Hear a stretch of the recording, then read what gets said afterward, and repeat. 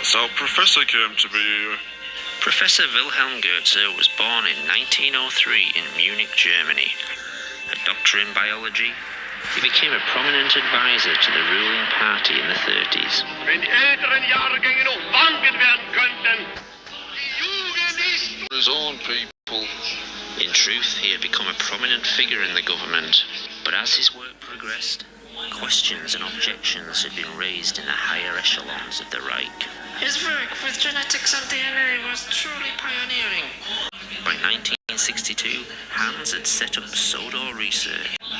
The diesel engine was to be the first biofuel locomotive used on the railway. We fueled her up and everything seemed fine. Then things got out of hand. The diesel began to burn her internal organs. Everything organic in the engine was... We kept the accidents a secret, and legal disclaimers had to be signed by anyone being biofused. So there'd be no legal action taken if anything went wrong. This footage shows engines being displayed to tourists during the off-season. Many of these engines were failed biofusion experiments and were too ill to work or were already dead. They had to put a stop to that, though.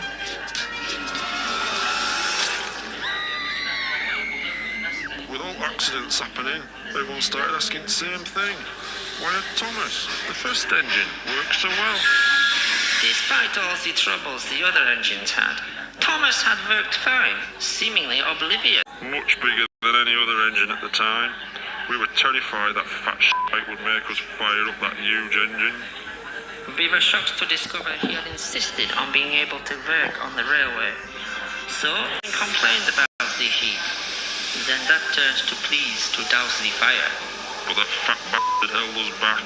He wanted to see what would happen.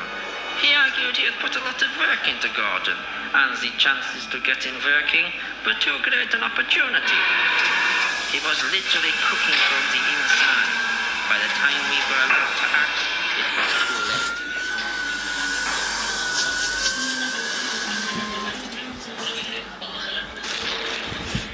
I wasn't as near to him as some of them.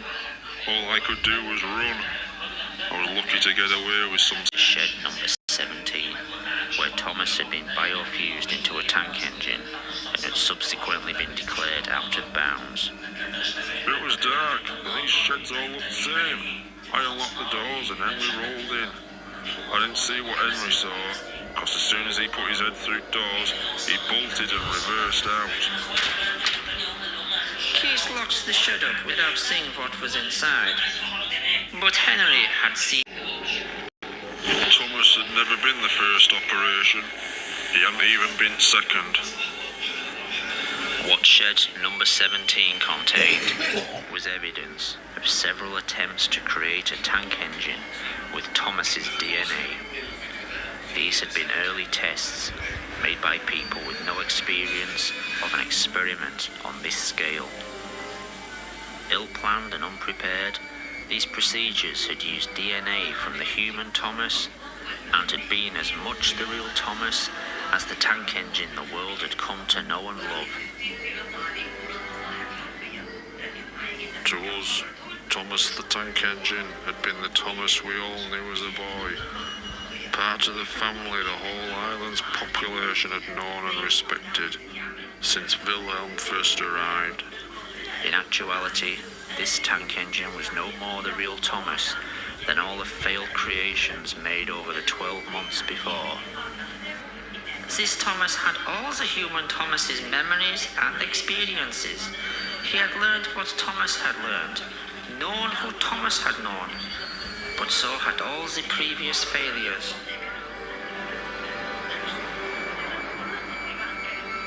Wilhelm and Hans Goetze had had to learn through trial and error how to bring their Thomas back from the dead.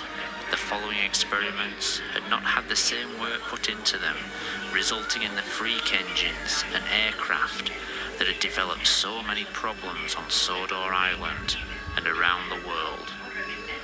In Shed 17, Thomas wouldn't discover who he was, but in fact, who he wasn't.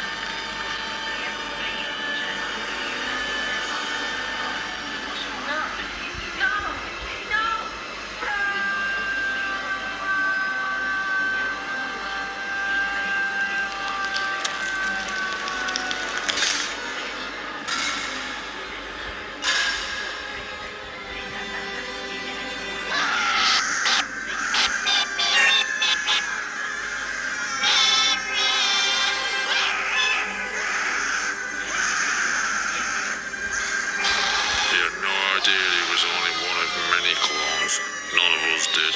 But I guess as time passed, we stopped asking all the questions we had at first. We were just glad our friend was back with us. He could work for us. He became our servant in a way. Someone who drew in the crowds, helped create jobs, was eager to work. Thomas always thought of us as his friends. Sadly, over time we came to think of him as just really useful.